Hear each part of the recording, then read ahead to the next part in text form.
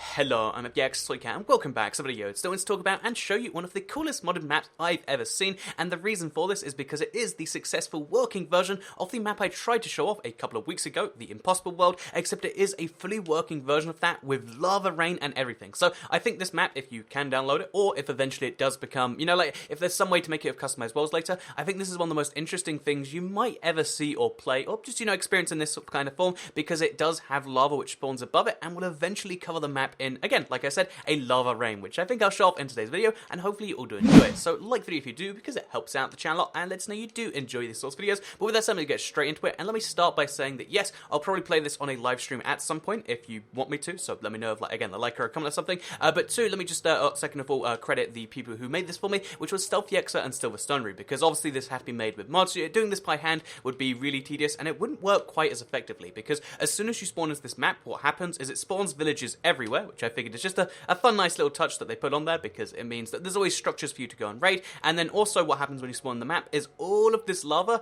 so if we go higher up, you can just about see it, will all spawn in like that. So the cool thing about the lava on this map, and one of the technical limitations that was kind of overcome, is the fact that there's not lava on every block. There's lava on maybe one in every, 50 blocks or so, but that's enough to make it so, at least up here, it looks like, genuine rain rather than that. And it also means that as soon as the lava hits the ground, it's going to spew into, let's call it like just the entire world. And in, again, it's going to take a few minutes or, close to half an hour if I had to guess, but at some point in the future, what's going to happen is the entire map will be covered in lava. So yeah, what's the challenge map? What's the cool thing? Why are you so excited, Tillycat? Well, it basically means that as soon as you spawn in, there is a ticking timer on you, and that ticking timer is for, how long can you go before, you have to grab as many resources from the surface as you can, and then you kind of force underground, because as soon as the lava hits here, not only is the surface going to be unusable because it's covered in lava, but also a lot of the surface is going to, burn stuff and burn through the ground and stuff like that, and basically the entire world is going to get really, really tricky. So yeah, really cool little, challenge idea. I think I'd like to play at some point, and I think this is,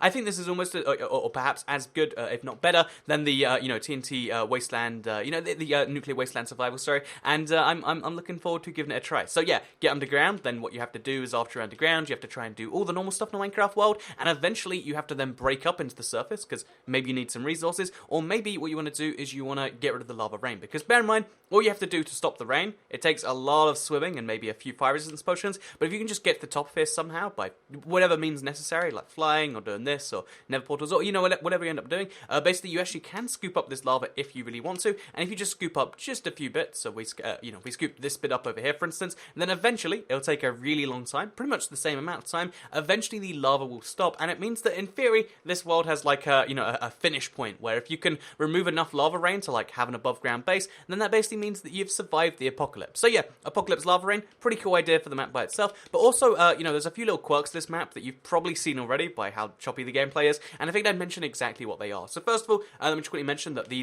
villages that spawn on the surface, they're not tied to any particular biome, and they're not tied to any particular set of blocks. So for instance, this one, even though it's a regular village, as you can see, I think that's silver, sorry, not silver, but it'd be, I guess that's grey wool for the thing instead. As you can see, this village is just slightly glitched. Also, the frame rate is going to be very, very low, so just keep in mind, very, very choppy gameplay. It's not a capture card, it is the world itself, because there's so much going on. Not only is the lava pouring from the ceiling, which if I understand it, based on that last world, isn't necessarily the reason, but also all of these villages, there's a lot of villages in the world, which is a lot of entities. So you add those two things together, and suddenly you get a world which looks a little bit like this. But yeah, as well as having villages which just have like, ooh, that one block has changed, and ooh, some of this is missing, there's also villages made out of, let's find an example, entirely stone brick. So we got the Extreme Hill village over here, which I think is pretty darn cool.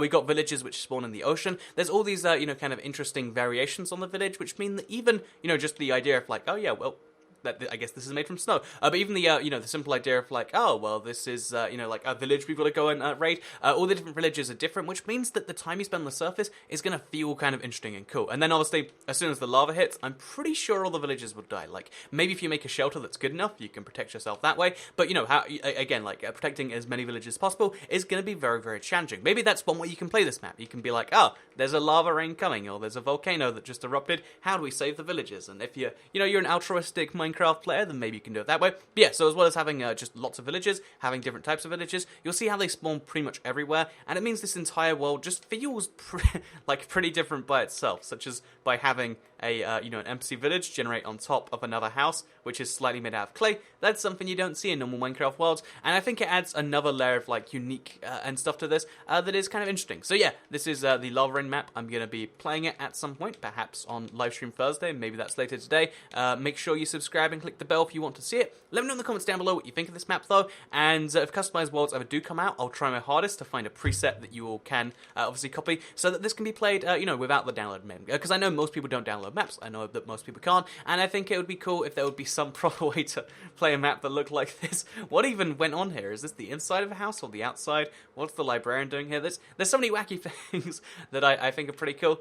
And I'm looking forward to playing it. Hopefully all of you are too. By the way, here's what it looks like after the lava rain is poured, because, I took about an hour for this little gap here. And as you can see, there is just absolute insanity everywhere. The villagers are just going crazy. There's fires starting everywhere. Entire buildings are just burned down. And basically, just so you are entirely certain, lava rain will destroy a world, and it makes it a real challenge getting anything done when the world is covered like this, which again takes about an hour because of lag. But I imagine on fast consoles it could be less, and also depending on what you're doing in the world, it might be less than that too. So yeah, Lava Rain Challenge, here it has been. I hope you did all enjoy the video. Like if you did like it, because it helps out the channel a lot, and it's now you do like this idea for a map and want me to stream it later. Share the video if you really liked it, and subscribe if you're new around here, because I make videos like this one every single day on my channel, and if subscribed, you'll see them daily on your homepage. Thank you all very much for watching, and I'll see you all next time. Goodbye.